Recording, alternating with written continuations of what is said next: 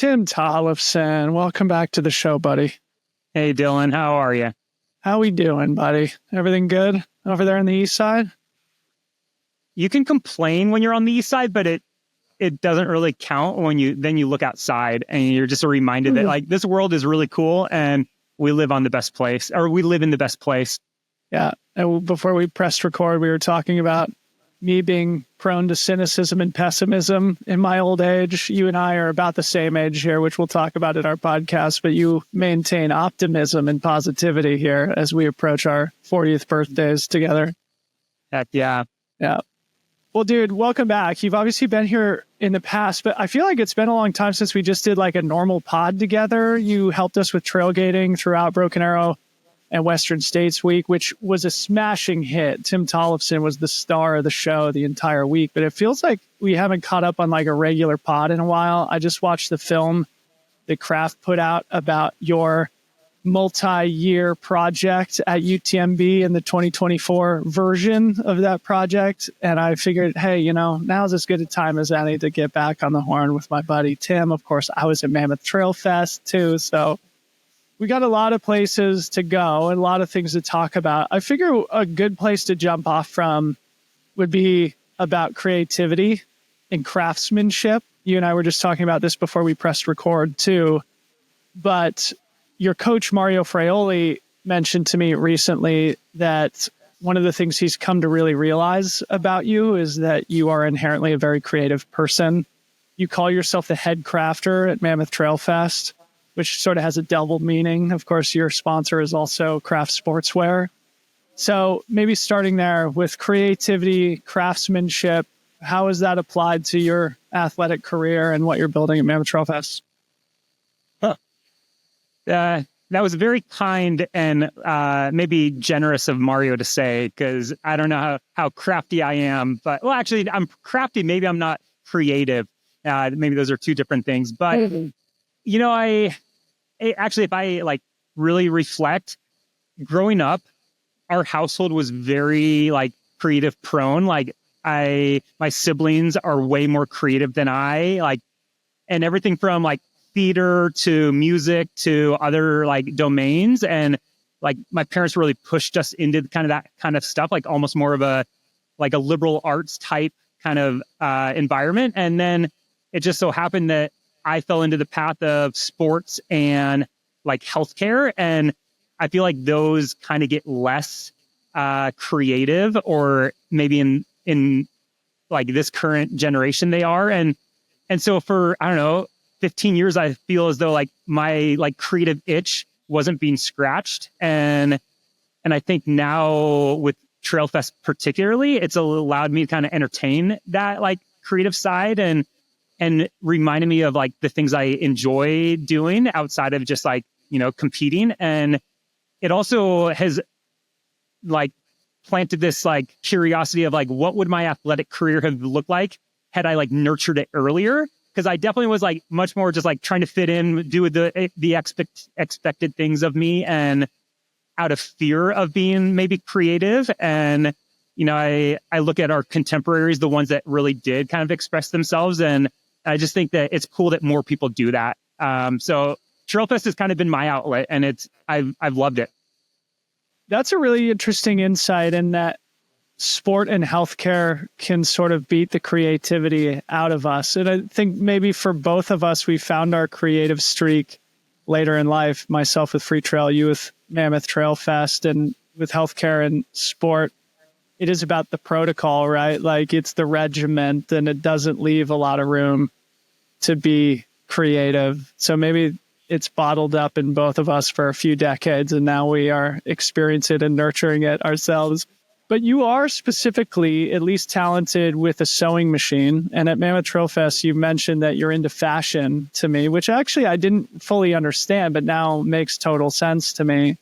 Talk about those interests and how you've cultivated a skill on the sewing machine. So I think to any actual seamstress, it would be offensive to say I'm good on a sewing machine, but namely my mother-in-law, who does a lot of sewing, but I'm starting to learn from her, which is cool.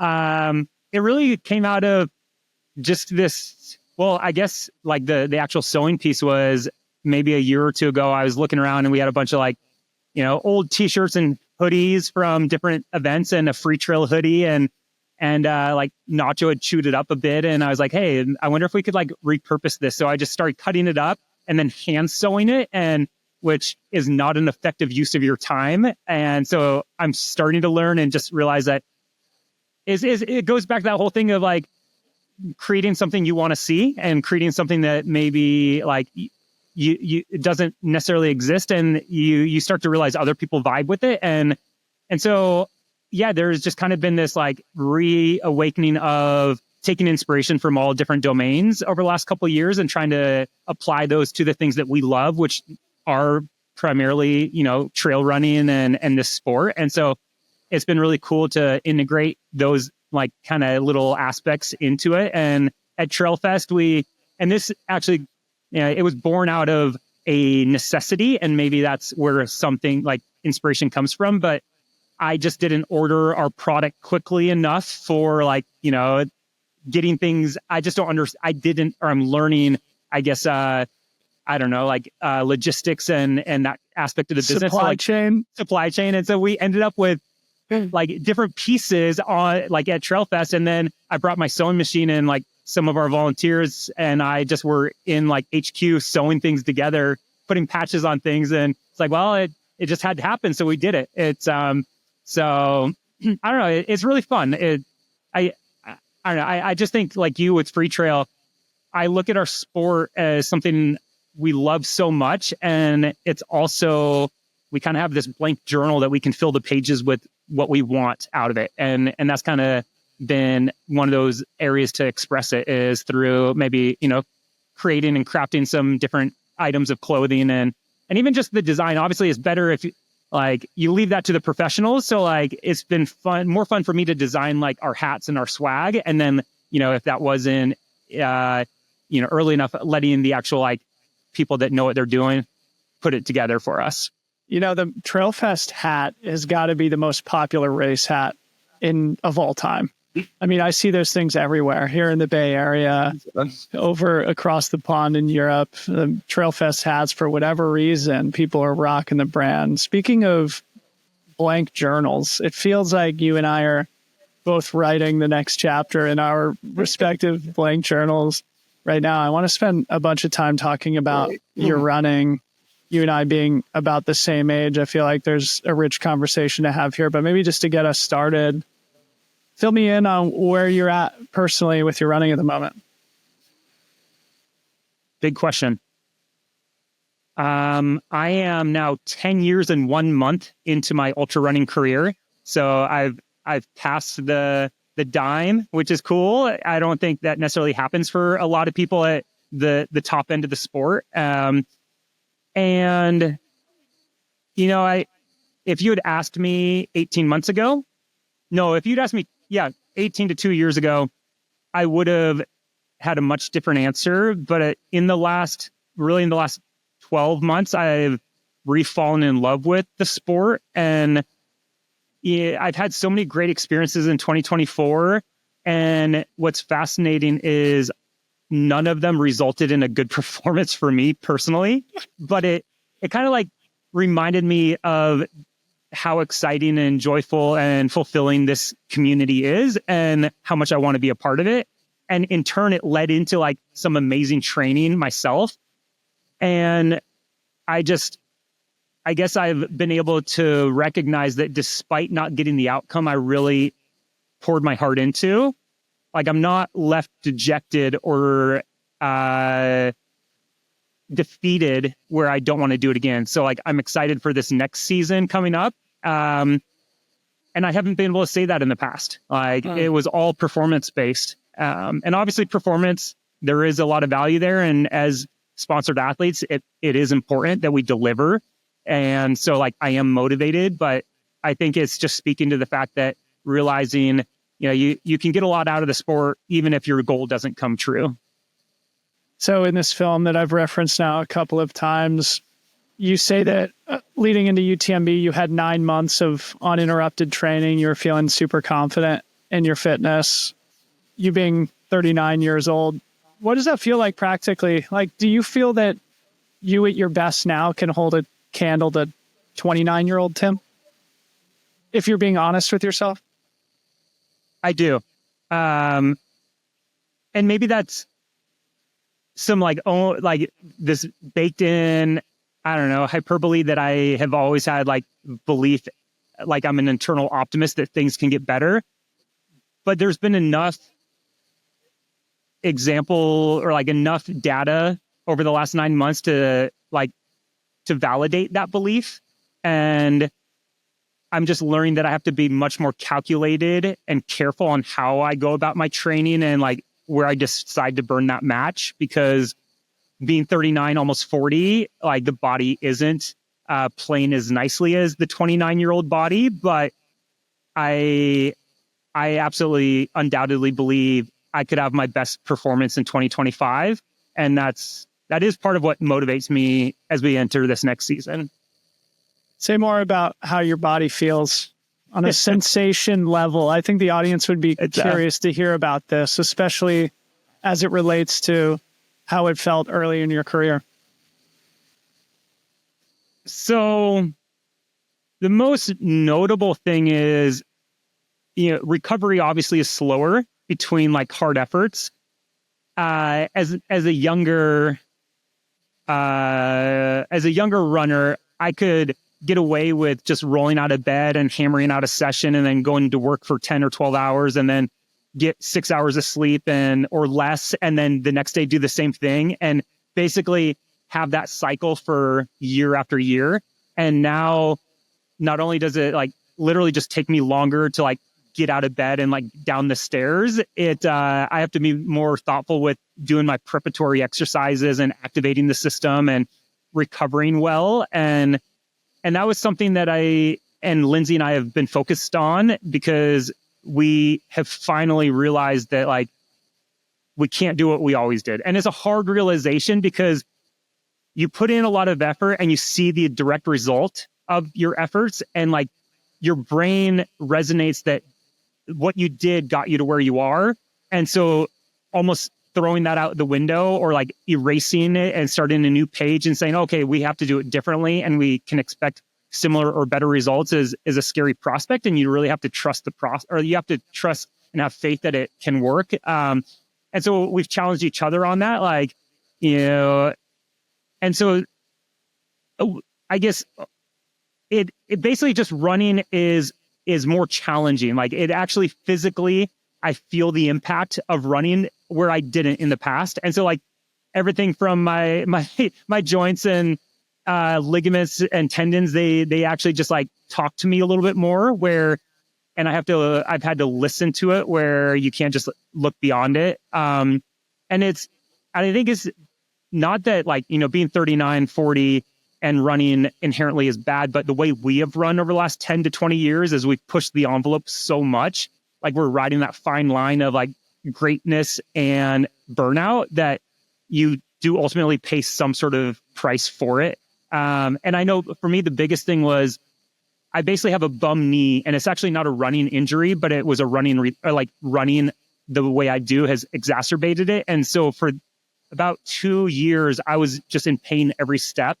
And then finally last summer, I got some treatment on it and started doing the things I should do. And that led into the last 9 months of uninterrupted, healthy running. And it gave me an appreciation for all my patients that come in pain, because when you run in actual pain, not just like pushing yourself and it's discomfort, but like an actual injury pain, it's not fun. And I think, or I know that now that I'm no longer in that physical pain of an injury, it gives me hope and excitement that like every run is a gift and I look forward to it, where before it was just a slog and every step was just like a grind. And that's not a fun place to be.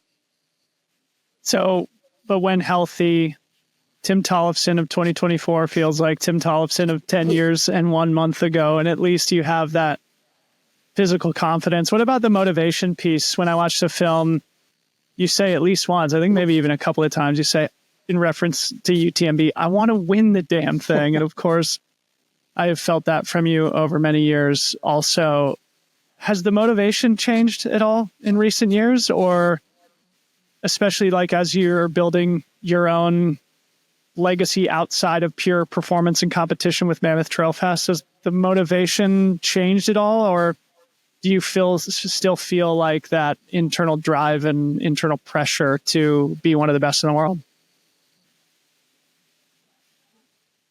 The motivation has definitely changed. I think to 2015, my first year out there in Chamonix, which I guess this next summer will be the 10-year anniversary of that. Wow. Which is crazy. And to think that, so many of our cohorts, like our contemporaries, are actually still in the sport from who were on site in that 2015 edition. Zach Miller, David Laney. It's yourself. Myself, yeah. Yep. I mean, that year, it exposed me to an area of our sport that I absolutely fell in love with. And I wanted to win the race from that moment. But throughout my career, I've kind of had this, insecurity of speaking that into the ether that I actually want to win, and really played that false humility card of just I want to do well or get the most. It's no, I was driven to win. I wanted to win. And that's what I've been chasing. And I've gotten more comfortable with being able to say that and just acknowledge that there's nothing wrong with wanting to win. And I can want to win. And if I come up short, it's totally fine. But I wasn't allowing myself to do that. And I think it also was a scapegoat where if I didn't win, I could fall back on this, oh yeah, but I just wanted to get the most out of myself. It's well, that's not necessarily true. I actually wanted to win. But I think I wanted to win for different reasons back then. And it was born out of more insecurity or validation or to prove myself to the community that I belonged. And I'm realizing now I want to win because it's something I care about and I put in a lot of work, and I'm driven by the curiosity of solving this puzzle. And so my desire to top that podium isn't born out of needing to complete myself, but it's born out of the drive to realize my potential. And I think that where I'm at in my career, that's actually going to allow me the ability to self-actualize and realize this dream, at least keep chasing it and keep me accountable as we, enter this next season of work and races. But it's, I often wish that I'd figured out that puzzle earlier because, in theory, it may have been easier to win UTMB 7 years ago, 6 years ago, even 4 years ago. It's just our sport is changing so much that it's what it took to do well even 2 years ago is shifting. And that I think is exciting for any fans or people getting into the sport, but also for maybe the old guard like ourselves. It's wow, we have to shift our mindset. And that's something I learned kind of painfully at Black Canyon last year. Just how much the competitive side of the sport has shifted. And if you don't shift along with it, you're going to be absolutely dusted. I want to talk more about that specific to UTMB because you've been in that front pack through this transition in terms of the level of performance in the lead pack over many years. We'll get to that here in a little bit. But I've been thinking a lot about focus recently in my life, and we'll talk specifically about Mammoth Trail Fest later, but it's clear that that's a major focus for you, potentially taking focus away from your running career. You can describe whether you think that's an accurate characterization or not, but you could make the argument, just looking at your ultra sign up, that you haven't raced at the same level since Mammoth Trail Fest started. Certainly the same is true for me at Free Trail. And so I don't know, I'd love to just get your take on that. And it doesn't necessarily mean that you don't have the same time or motivation or whatever, but there's just something else that occupies your heart and your soul in a different way. So with that as a prompt, do you feel a diminished ability to focus, even if the body and the psychology is still there? There have been moments where that's the case, and I question if the two can live in parallel, really building a business and a community and getting the most out of yourself, as an athlete or as an individual. And absolutely, you look at my ultra sign up and it's kind of like, I've had a lot of goose eggs for the last 3 years. And I, knowing what went into each of those efforts, I can appreciate that they are like correlated, but not, there's no causality in there. And so I stand firm with the belief that you can do both. And I guess one of the reasons I say that is that I worked full time at, a demanding job for the entirety of my best years as an ultra runner. And in a lot of ways, that fixed schedule of being in a clinic or in an office from very set hours, I think is harder to get the work in or the actual training in than when you have a little more flexibility of being an entrepreneur or someone in a creative field or freelancing. And so I think that they can definitely live in parallel. I just haven't, I think there's been a combination of figuring out this new way of balancing the two, and honestly, just some bad luck. And that might be something where, the fall I took this year at UTMB where I cracked a rib and basically tore some muscle.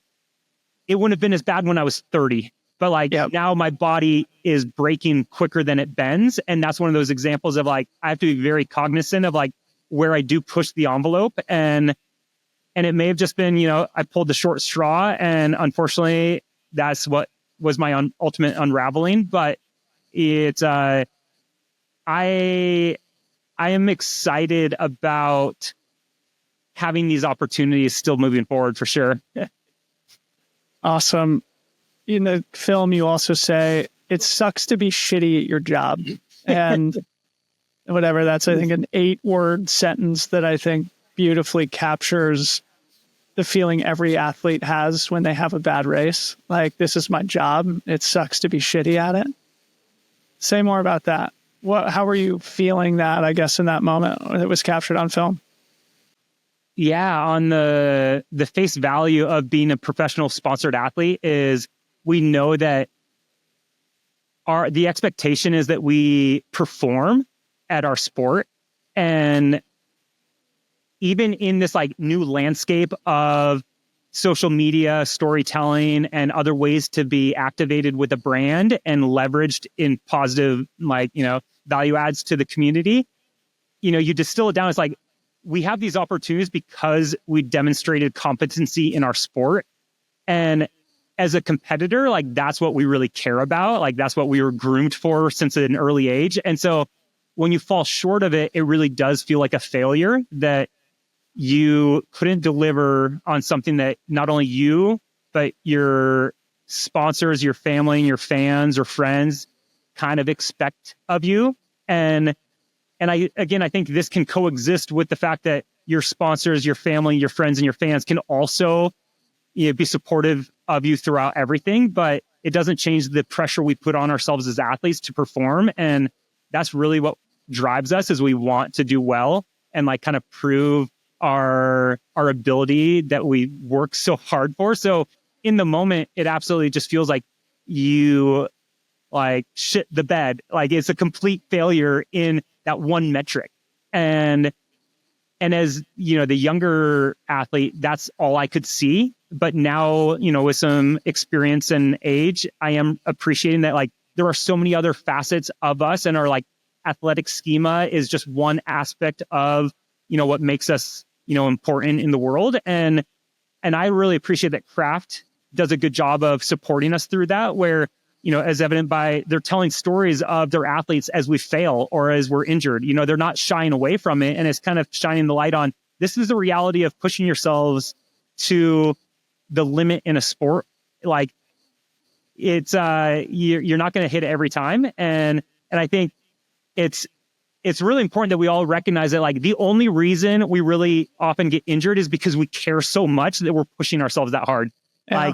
There's this misconception often that it's oh, like, you got injured, you dropped out. It's like, you know why I dropped out? Because I like cared so much that I was pushing myself. Like, it's not like, I don't know, it's easy, I think, for outsiders to like kind of pass judgment on an athlete, but so much goes into it and no one's harder on an athlete than themselves typically.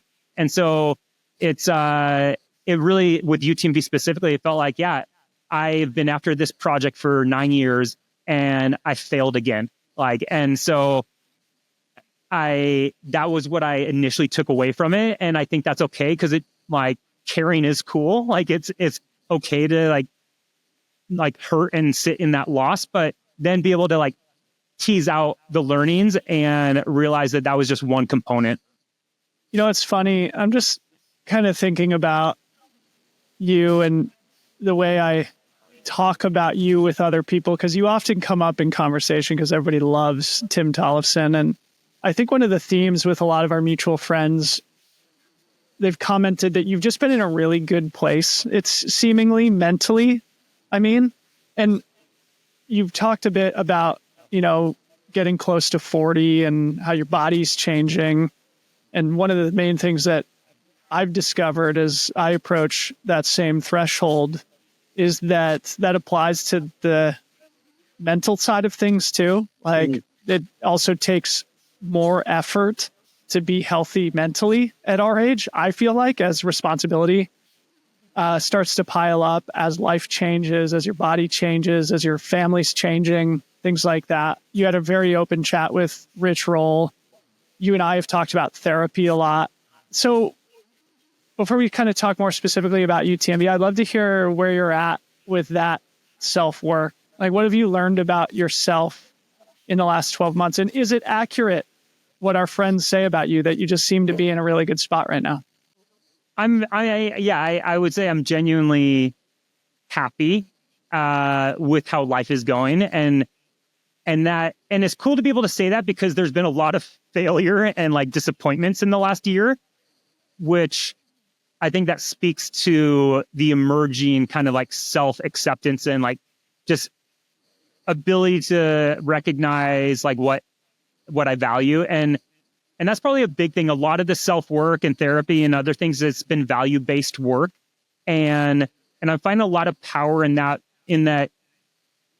I have started to really identify what I care about in life and like identify my own values and separate that maybe from values that were projected on me throughout my entire existence on this planet. And I think when you're able to do that and you live in alignment with what you care about, then things start to like, it kind of, I think it prepares you to better weather the ups and the downs that are going to inevitably happen. And a lot of people talk about purpose or passion. And I've kind of realized like, I've been like I've been hung up on like, oh, I don't know what my purpose or passion is. And I almost think that it's a bit overrated. It's like, no, you should figure out what your values are. And like, once you identify your values, like those are like the corner pieces of the puzzle. And then you get the borders set, and then passion and purpose like are more that center image, and like they could shift and change. And,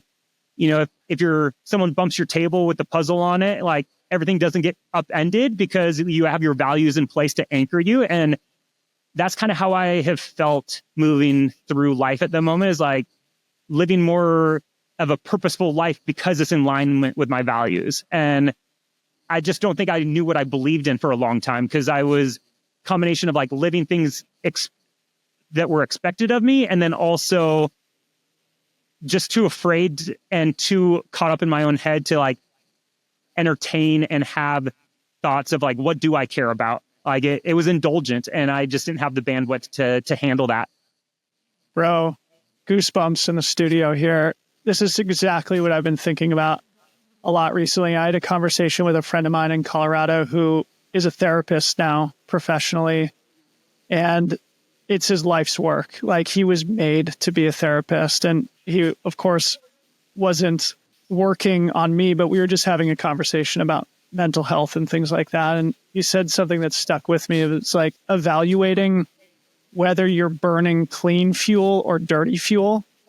And for me, I was like, wow, that's like actually kind of a profound insight in that, using free trail as an example, I had so much fun working on it in the early days because it was just fun. You know, I loved the sport, loved talking about it, loved going to all the races, loved making friends with everybody who comes on the show. But then at some point it transitioned to burning dirty fuel where it was like, shit, is this going to work? Can I make money doing this? I have a family now. I've got a mortgage. And so I was not living in alignment with my values of just loving the sport, loving the game, developing relationships and friendships, and instead sort of hyper focused on what you could call dirty fuel of just like, you know, not being motivated by the right things. Anyway. I love that. That's a really powerful analogy. And probably the reality is like, we are hybrid machines and we're going to burn dirty and clean fuel throughout our life, but it's about managing those like transitional periods, because as much as we'd love to have the clean fuel forever, it's not going to happen, right? Dude, like, I'm a human Tesla now, dude. I'm only focused on loving the game. Trail running will save the world. But it's funny because ever since then, I've been thinking about, okay, like if trail running will save the world, if that's our mission is just to make the world better through trail running, that should be enough, right? Stop worrying about money. Stop worrying about what's going to happen next year, right? Just focus on making the world a little bit better today through the sport. You posted something also recently. It was just a photo of you at Mammoth Trail Fest where you're standing on a rock and the caption said, Tabula rasa. And I just looked up what the hell that meant. And it means something to the effect of like clean slate. But knowing you, I feel like there was a deeper meaning or purpose to posting that. What was that? Man, you're going after all the good stuff. Yeah, you know, I think it has multiple meanings. It's like on the very surface level, our team had just closed the door on the 2024 Trail Fest, and we really view each year as like a blank slate of like, okay, how do we create better experiences for our runners so that they can fall in love with trail and help us save the world? And because we very much adhere to your tagline in that sense. And so like, there is that like surface level, we have a blank slate. Like we got everyone across the finish line safe and smiling, maybe not smiling, but we got them across safe. And like having that blank slate of looking towards something is really, really exciting to know that like we now have 12 months to curate a new experience for whoever is going to join us. And that really fires me up. But then also just like, you know, I don't know, philosophically, there are a lot of different ways when I think about that word or that term that, I mean, we could get really deep on it, but I kind of feel like I'm entering also a blank slate of I'm turning 40, and, you know, to these things that we've talked about, like, I'm curious about what that means for me personally as an athlete. I am curious about this, like, almost, you know, blank chapter in our sports existence where we're entering but we're just entering kind of the next phase of trail and ultra. And I'm really excited about what the future holds for us as a sport. And I just see so much good happening in our community across the world. And it's a privilege to be a part of it. And so, yeah, I don't know. There are a lot of different things that like that you know, spurred, but if nothing else, I'm glad that it cued you to search that word. So then you start thinking like, what does this mean? And then it might like kind of plant a seed of curiosity in you or someone else. And I think that's really powerful because then it gets all of us kind of like, you know, ideating on like, you know, I don't know, just, you know, a single topic or a single subject. And so I don't want to define it too much because I think it would mean something different for each person. Tabula rasa is itself a clean slate. Yeah. I should get that tattooed on my neck. All right, so let's talk about your season a little bit more specifically. You characterized it as a bunch of goose eggs, but you got 11th at Black Canyon, which was a wild freaking race. You were 7th at Canyons, solid days, if not, you know, to your heroic standards. Anything you want to say about those two events before we talk about UTMB? Because I think there's a lot to talk about with that race specifically. it really just highlighted how much our sport is changing, especially at the top end. And I went into Black Canyon with the expectation, I was expecting to run like anywhere between like 750 and 810, and pretty convinced that that would get me a golden ticket. And I fell inside that window and I got 11th. And it just and afterwards, Rod, who I think was 14th or 15th, he and I chatted on our just daily runs, what is happening, and it was an awakening. And obviously it spurred him to really take inventory of what he could change. And he demonstrated that in his next 2 races, which was cool. And perhaps being an old dog, I didn't necessarily do that, but I think it just highlights that the sport as a competitive field is shifting, and I love that. But it just demonstrates that any of us that want to be competitive at the top end have to kind of shift our mindset. And the days of sit and kick or second half, best half, or come from behind heroic, just stampeding through the field and all the carnage is starting to become less and less, and it may eventually dry up completely just because the numbers at the top end aren't allowing that. And so it was a difficult lesson because it was one of my, worst finishes in an ultra. But as I kind of broke down what it meant, I realized it wasn't a bad finish. It just speaks to the health of the sport. And that was cool to also be a part of kind of that new wave of, runners that they come in and feel like I'm not dead yet.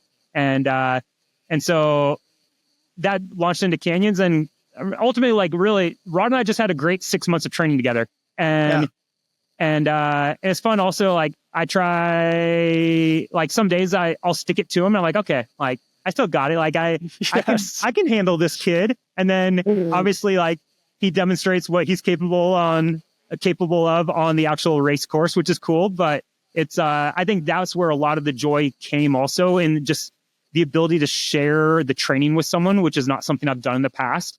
And especially as really viewing him as the next generation of ultra runner, even though he's been around as long as I have. He's got that youth and vigor on his side. And it's been really fun just kind of playing a bit of a mentorship role for some of the younger athletes. It's funny. I called you before I had Rod on the podcast, and you made the comment to me that just observing him and observing the way the sport is developing has forced you to revisit your own process. I'm sure the audience would love to hear a little bit about that. As you approach 40, as the sport is changing and professionalizing in such a wild and accelerating way, how has it forced you to adapt? Are you just hard on the carbs now and, the cooling vests, or is there anything deeper there? It definitely seems that Rod has demonstrated, along with other athletes in the sport, that the nutritional aspect, especially in race fueling, has had a significant impact on performances. And so that has inspired me to take a closer look at it and experiment with things. I haven't gone to the full extent that he has, which speaks to his professionalism with regard to the sport. But the more I hang out with him, the closer I am to starting to do that kind of stuff. But it honestly, I find it fascinating that when I got into the sport in 2014, I was in this new wave of ultra runners that came from marathoning at that time. And we were viewed as really handling things professionally and structured workouts and, really taking a periodization type mentality to the training. And, the old school way of big days in the mountains for hours and hours was kind of being replaced by this structured format.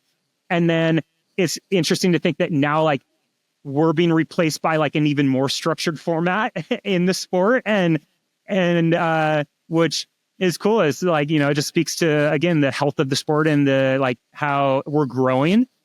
But I I have not been able to implement everything that I think I could, and hanging out with Rod inspires me that there's more to be done. And as I'm older, as I'm 40 or will be turning 40, it is paramount that if I want a place at the top of the podium, I'm going to have to start doing the thing that all the guys are doing, because I can't get away with, just, being a good runner anymore. Like, just being trained or talented or experienced won't be enough. You need to have all of the box checked.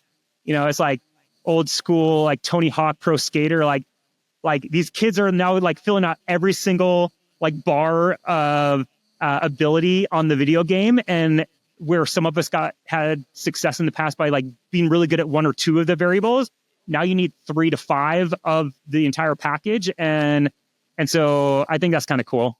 Yeah, such an exciting time. Speaking about UTMB specifically, obviously it was a disappointment for you. We've kind of covered that. Short story is that 9 months of great training going in, took a bad fall in training, bad luck at a bad time right before the race, ultimately dropped out. But in the film that Craft made about you, your wife Lindsay makes an interesting statement, in that she says, Tim always races well when he's angry, which implied that you had some sort of an anger in you going into UTMB. So say a few words about that. Was she accurate there? I mean, they say your partner knows you better than yourself, so I can't disagree with her. There have been times in my career where I've gotten my best performances and they were driven out of some degree of anger, and they weren't always times that I was at my happiest, but it did result in something that was profound, and like I was proud of the end result. And this year, I would say I was not fueled with anger leading into it, but after the injury, I definitely had quite a bit of anger brewing around just the situation I was in. But I have done some reflection on am I capable of a good result if I'm not angry, if I'm not trying to prove something? We've all seen some of those like classic docu-series of different athletes at the top of their game, and often they're not the happiest people. It's and so you wonder. In fact, it's rare. It's rare when the best are happy people. Yeah. And so maybe the kryptonite to excellence is happiness, and therapy. So basically, any young listener out there, don't sign up, don't go to therapy. Let those little demons fuel you. But so I do wonder though, is this something that as I become more comfortable with myself and find my place in the community and really identify what I value and what I want for myself, my neighbors, and the sport, if that's at odds with getting the most out of myself as a competitor. And I don't know, but I like the path I'm on, and the fact that I was in a really good physical and mental headspace before UTMB this year, I started drawing a lot of confidence that I believed I could get my best ever performance at UTMB, and it could be driven out of a desire to win and a desire to get the most out of myself. And maybe I would create little arbitrary or I could concoct scenarios in my head during the race about competing against Tom or Jim or whomever, but it wasn't born out of actual anger towards the world, which was kind of how I did operate. So I don't have the answers to that, but I was genuinely stoked for an opportunity to line up and race and try to go to the well. And I think what hurt the most was the fact that I just came up short of being able to have that opportunity. And you did go for it. I saw you at Lake Contamine and then Notre Dame de la Gorge, and you were in that front pack. I think it was you, Jim, Tom, Jeremall.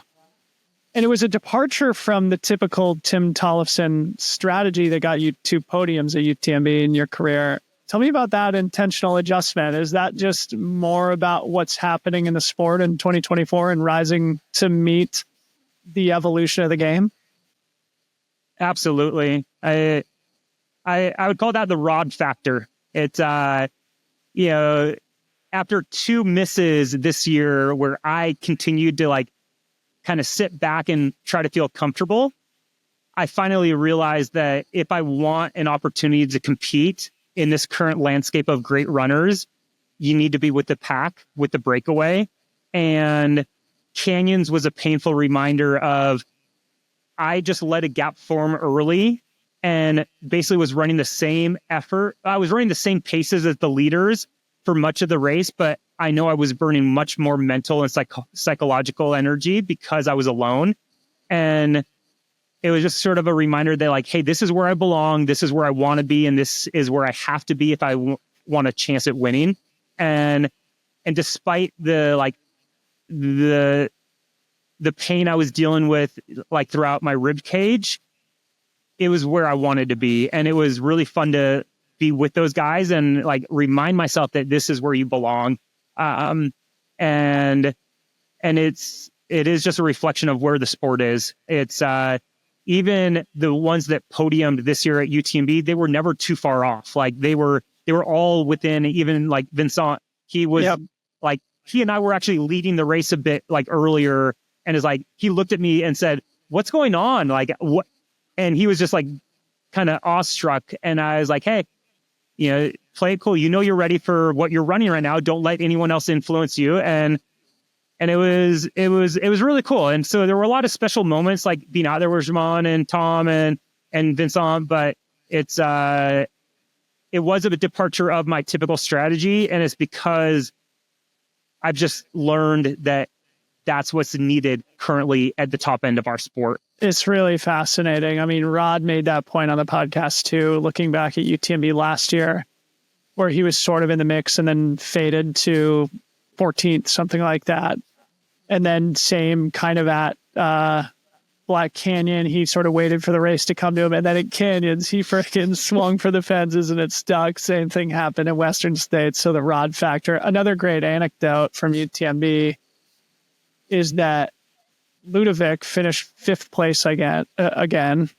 Ludovic Pomeray, the ageless wonder. And he ran, I think, an hour faster than the year that he won, the year that you finished 3rd place. That was 2016. That was 2016. Yeah.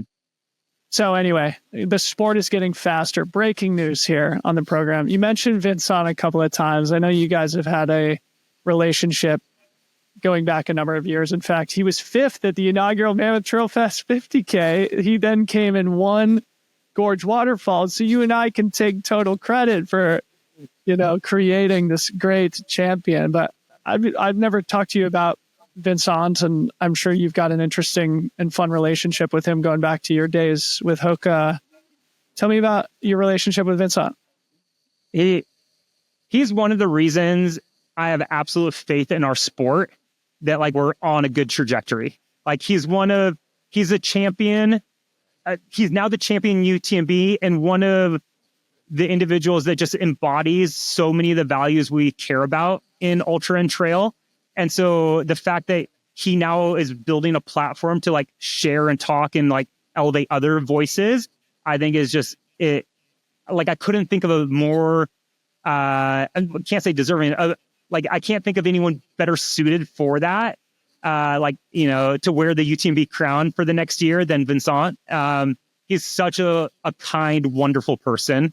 And I love that the world now is being exposed to his name, because any of those that knew him, like, weren't surprised by this.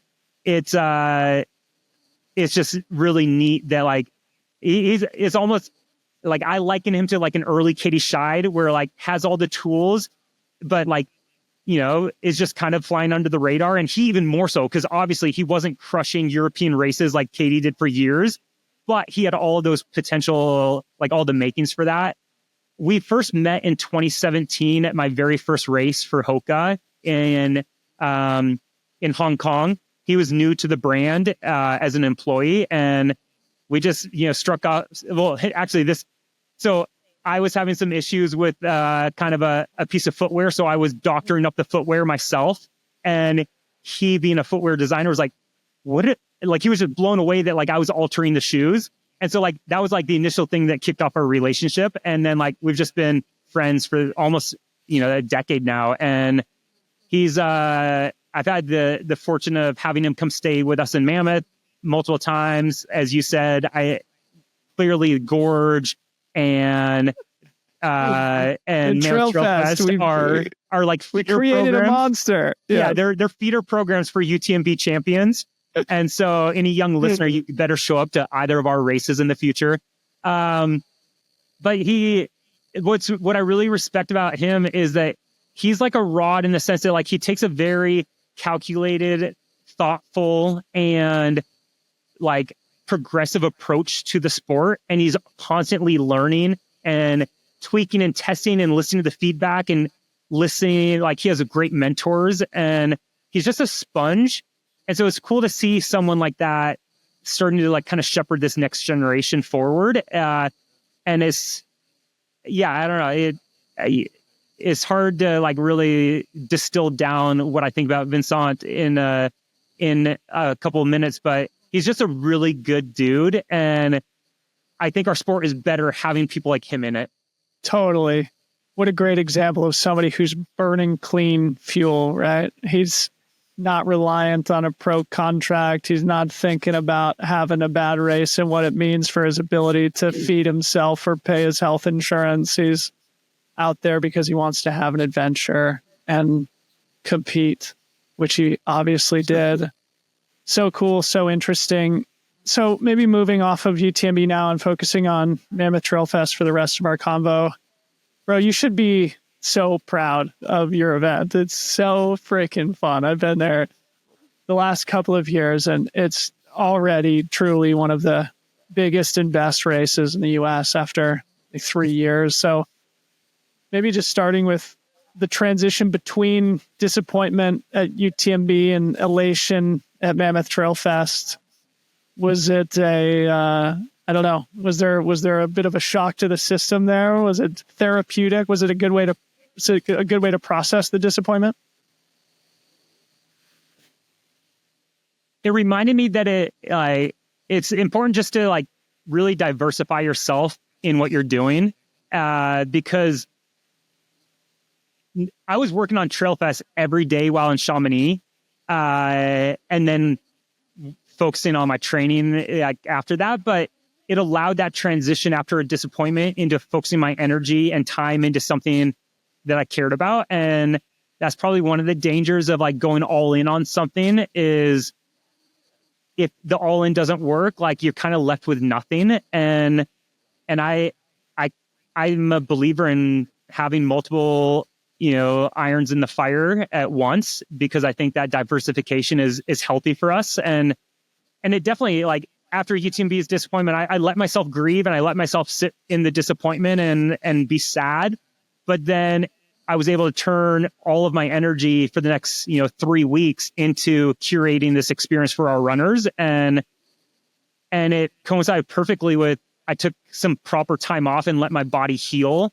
And I didn't fixate on running or training. And I really just like let my day be consumed with what we were going to do for our runners. And yeah, it was honestly like one of the most joyful, rewarding months of my life. And I mean, you've been on the other end of a race now, and there's just nothing better than like watching other people realize, whatever, or overcoming challenges or realizing kind of their potential in what they're tackling. And you get to see that, however many times the runners that are there. So like, I get to see that. I get to like live so many different lives in the course of a 3-day weekend because I'm like vicariously experiencing it through the eyes and the disappointments or the joys of our runners. And selfishly, I think that's so cool. It's, and being able to help provide this space for people to test themselves, come learn, grow, and meet new people. It's honestly like, it's the coolest feeling ever. Joy is so palpable on you too as you swing that cowbell like the only a maniac. exercise I had was like 36 hours of swinging the proper Swiss bell.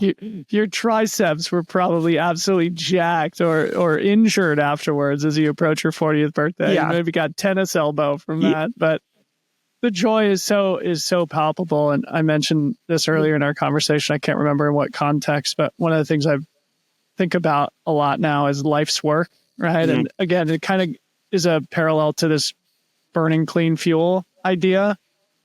And my hope is that Free Trail is, when I'm on my deathbed, is at least one of those things I look back on as sort of my life's work. Does that concept resonate with you as it relates to Mammoth Trail Fest, or does the concept of life's work conjure anything for you in particular? That concept of life's work makes me think of like an actual artist, like a recording artist or a painter, sculptor, where they have like a portfolio of things to look back on and the public can like appreciate. I have never applied that to like my experience in life, but you saying that, it like, I think that I am finding that I am doing what I love, and it's because it's in alignment with the values that I'm identifying are important to me. And in that sense, if this became the work of my life, like, I'm going to be very satisfied, because I see a path forward of being able to continually, welcome and share these experiences that we all have had and loved and fell in head over heels for, in the sport, but being able to like offer that to the next generation, or even people that are just trail curious and they come out and do one and go home. And I do feel like that is, the work I want to spend my life on, for sure. And it's just kind of a culmination of a lot of like trial and error over the last 40 years. And it really just feels like the best job to be able to, and really it comes down to, it's just relationships. It's like we're building relationships and we're sharing with others. And I don't think there's anything more important or rewarding than that. Like, and it's the foundation of everything we do at TrailFest, is like a relationship with somebody and figuring out how to navigate that and I don't know. I think that's a really neat thing to be a part of. Amazing. How has TrailFest forced you to develop personally? I imagine that in the last 3 years, you've had to grow and learn in ways you didn't have to during your PT career, in terms of like business knowledge, operations, partnerships, whatever, things like that. Where have you had to grow and learn the most? Oh man, everywhere. Honestly, I feel like in my PT life, I was operating like I was in the river flowing with everyone else. And when there's so much happening, you're just trying to keep things together and like get through the day. You can't really, I don't know, you can just like go with the flow. Like you're not really challenged too much. Like you're just trying to get things done. And with TrailFest, it has forced me to confront basically every insecurity I have, because without doing so, it wouldn't exist. And I think that's been a powerful thing, where it's been terrifying. It's been overwhelming. It has been fear-inducing, but it also has provided so much more like reward and joy and just overall satisfaction than anything I've ever done. But it's because I've had to face those uncomfortable situations. Like an example is, I hate talking on the phone. Like I do not like answering phone calls. Mario will attest to it. Like I screen his calls. Like I don't like it. I don't like talking on the phone. And you can't get an event off the ground if you're not willing to like immediately talk to someone when something's happening. And like, it's forced me, same thing. Like I used to get so much anxiety opening emails. Like I would just let an email sit because I was afraid of what it might say, and like afraid of someone being disappointed or asking something. And it just like the unknown, the anxiety would just like rise and rise and rise. And same thing, like any event or like TrailFest could not exist if we didn't respond to emails and like work on those relationship skills and communications. And it has forced me to address that fear of not being able to keep everything status quo and like just good and keep people happy. And like it's a positive thing. Like, it's allowed me to grow and like realize that opening an email or answering a phone call is not the scariest thing in the world. But like, there are moments where that anxiety was so high, I couldn't do them. And so it's forced me into recognizing that like these fears you build up in your head aren't always in alignment with reality. And so it's allowed a lot of personal growth in that area. And I don't know, it's been such a challenge, but I think I've grown a ton in 3 years in doing this. It's been like 7 years in the making, but the 3 years that it's been public facing, like so much growth has happened. It's funny. I listened to a podcast. I think it was this morning. I can't exactly remember what it was, but the sentiment was education always requires tuition, and often tuition is expensive. The metaphorical implication of that being that nothing comes easy, nothing comes free. If you want to learn how to be a race director, in your case, there's going to be a bit of a painful tuition that you got to pay, but the reward is that education and now what you've built. Speaking of like being optimistic about the sport, I'd love to have you comment on the situation that unfolded just after the golden ticket finished. There was a disagreement between the winner, El Hussein El Zawi, and the second and third place runners, Patrick and Philemon. Can you talk us through that? Like the elbow, the review, elbow gate. Yeah. Tell us about the elbow, the review, the mediation, and the peaceful resolution, because I think this is an example of things to be optimistic about.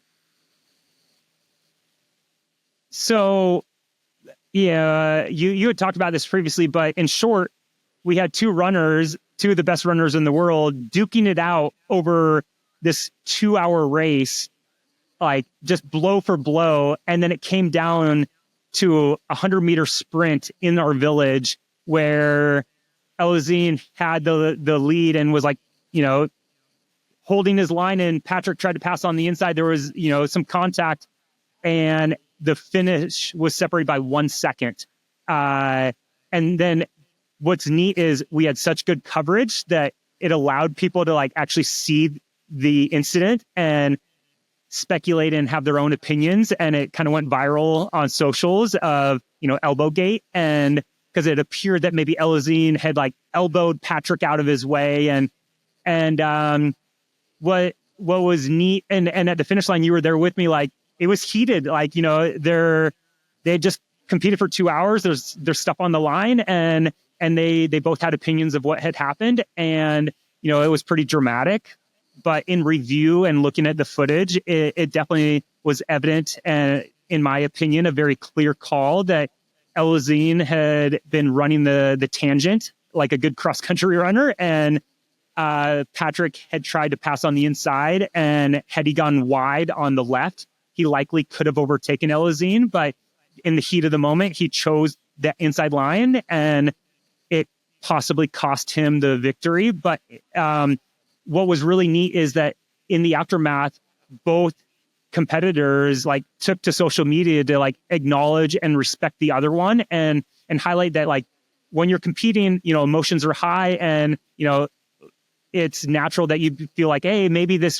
didn't go in my favor, but ultimately they both respected the decision and respected one another. And I think it highlighted that, you can have that high level competition and respect and like a very high degree of sportsmanship in our sport. And it was really cool to see that unfold, like kind of in real time over the course of a couple of days. And as a fan of the sport, I absolutely loved the fact that our race was decided by 1 second. Like it doesn't get more dramatic than that. Like, and ultimately, like I see trail and ultra as both this community welcoming force that I want everyone to experience, and that we can have a competitive field at the same time and have people racing and chasing these audacious goals. And the fact that we like had both of those on site at Trailfest this year was really just heartwarming, that like the two ecosystems came together and they coexisted and people were vibing and having a great time.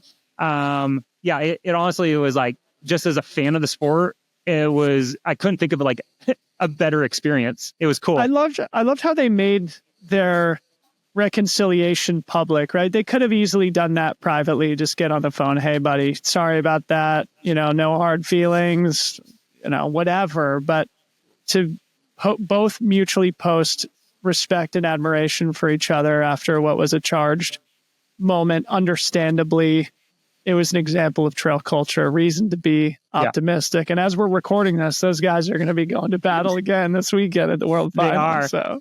And what's neat about that is, understandably, we'll have sort of a recency bias as humans. But you look back into the 70s, 80s, and 90s, you can find examples in the trail and ultra world of races being decided by seconds. And I guarantee those men and women were wanting to win. And it kind of highlights, I don't think the sport is changing in the sense of there's too much professionalization. I think it's just we're seeing it more readily available and it's being publicized. But you could find examples in every decade of the sport's existence of people caring and pushing themselves to the limit and trying to beat someone else. And I think that's a respectful thing to do in the sport. And so I have faith that we can continue to cultivate both, the high end competition and the general welcoming nature and the participatory aspect of our sport. And I want both of those to be elevated and celebrated and respected. And so it's in my view, it's never going to be one or the other. And if it ever did, I think both the other side would suffer to some degree. So elevating both, in my opinion, is important. So well said. So before we start winding down here, Tim, I know you're working on some things with Mammoth Trail Fest right now. We're not going to be we're not breaking any news, unfortunately, on the program today. But maybe just tease the listeners on maybe what and when they might hear from you in terms of what I'm referencing here. So, with Trail Fest, we kind of have this little Trail Fest incubator where there are a lot of ideas in there, and some of them will see the light of day, others won't. But it all is with the intention of trying to offer more opportunities for runners to get involved with the Trail Fest, because we understand there are inherent hard limitations of how many people can participate, but we're trying to be creative and find ways that we can welcome more and more people into the space, because we think trail running will change the world, and we want to share those transformative experiences with others. And so currently in the incubator, there are some pretty big ideas that are starting to take pretty sizable root, and they may be seeing the light of day sooner than later. And we're excited to share that kind of stuff with the community soon. So it's probably going to be more of a holiday gift or surprise, but I would just say, just know that we're continually looking for ways to get more people to enjoy what we think is the best sport on the planet, and looking for a lot of ways that's actually going to reach many other people outside of even Mammoth. So please join us on the journey of welcoming as many people to trail as possible. Yeah, sufficiently vague, but suffice it to say, our audience should be very excited. And I've told you, I think Mammoth Trail Fest is going to be one of the biggest races in the world here in short order. And what an amazing event. And I'll be there no matter what. You guys have been 25. There since day one, and that's hell yeah. We really value those that believed in us before it existed, which I'm just eternally grateful and thankful to those the free trail community that have been there with us. And I think that we should be looking forward to a lot more free trail fest incubation, incubated ideas in the future. Hell yeah. All right. So winding down now, Tim, obviously I'm sure people will want to hear what you're cooking up in your running career too. I think you're kind of shutting it down for the season, but what's exciting you? Are you pumped to chase some of these Masters records? Obviously at Western States, we talked about Tyler Green and his decimation of that Masters record. You're also close with Ida Nilsson, who owns the Masters record on the women's side. Would be open to, I'd love to hear, what you're thinking about for your running career. And maybe if there's anything that Ida has rubbed off on you, or a model that she's exemplified that you plan to follow? Let's start with Ida, because she's one of those athletes that she deserves so much recognition for what she does for our community. She's like a Vincent, where she's just such a kind person, and anyone that has spent time with Ida, like, falls in love with just everything she's doing. And I've been fortunate to be a teammate with her for 2 years now, and be with her when she almost set the record in 2023 for states. And then this year she did get the Masters record. I just love spending time with her. She's such a joy. And the amount of work she puts in is another great example, like, of a Rod, but like 15, almost 20 years older than Rod. She does all of the little things to keep herself healthy and trains at such a high professional level. And it shows through her results. And something most people probably don't know about her is she was an NCAA steeplechase champion at NAU back in the 2000s. So, like, she's still at the highest level almost 20 years later, which is incredible. That amount of longevity is unheard of. And it's really cool that, she just keeps plugging away. Like, she loves running. She likes pushing herself, and she rubs off a lot. Like, she inspires me. And Tyler Green, your record is on notice. Like, absolutely. That's the only thing driving me to get up and out the door every day is I want that Masters States record, because it would be like a realization of so many years in the making of, like, trying to put together a good result at States. I haven't done it. And I like the fact that he laid down such a dominant and, like, potentially decade lasting performance. It's a really good motivator to, like, have something that big to chase. And I think it's what's going to be necessary to get the most out of myself. So, like, Tyler, without, like, I hope it does. I hope it doesn't last longer than 365 days, but if it does, it could last a long time. So, all right, here we go. Because he took it down by like 40 minutes, didn't he? He put a real margin in it. Yeah, the great Mike Morton had it before him. Yeah. So for you to take it down 40 minutes, you're going to have to run like 14:20 or something like that. But I mean, your training buddy, Rod Farvard, knows how to do that. So I'm okay even just taking like 30 seconds off, Yeah, there you go. Yeah. Well, so anything in particular that you're training for in 2025? Are you going ticket chasing, or are you going to bank on the lottery? So to all of our avid Weight Watchers community out there, I'm putting into the lottery again. I'm going to end up with, I don't know, I think I have 4 tickets this time. So big money. It's my best opportunity is to chase a ticket. So I'm going to go back to Black Canyon. I really have always loved what Jamil's crew does. And so I want to be out there supporting them. And having seen the race once last year, I'm excited about taking another crack at it. And I think it suits kind of the style that, the way we train here in the Eastern Sierra. And that's 2025 states is the goal. But obviously, like everyone else that has that dream, we got to get in, and it's harder and harder every year. So I'm going to just, plug away. And if it doesn't happen, then I'm going to look at 2026. So it's but that's what really kind of fills my heart right now is states. No, I'm taking the Master CR in 2026. Remember? So like I got to set it, and then you take it. Yeah.